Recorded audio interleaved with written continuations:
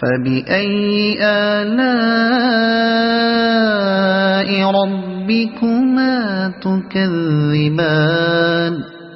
يخرج منهما اللؤلؤ والمرجان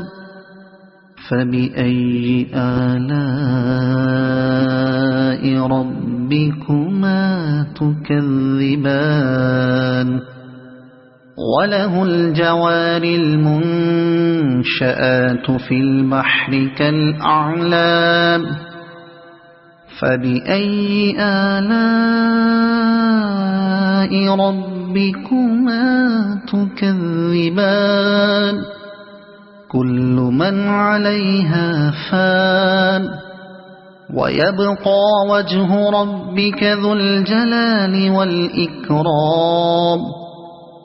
فبأي آلاء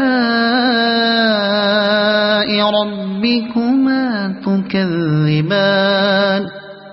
يسأله من في السماوات والأرض كل يوم هو في شأن فبأي آلاء ربكما تكذبان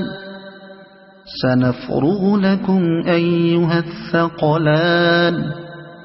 فبأي آلاء ربكما تكذبان يا معشر الجن والإنس إن استطعتم أن تنفذوا من أقطار السماوات والأرض فانفذوا لا تنفذون إلا بسلطان فبأي آلاء ربكما تكذبان يرسل عليكما شواظ من نار ونحاس فلا تنتصران فبأي آلاء ربكما تكذبان فإذا انشقت السماء فكانت وردة كالدهان فبأي آلاء ربكما تكذبان فيومئذ لا يسأل عن ذنبه إنس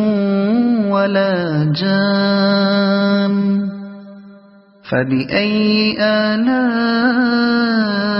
ربكما تكذبان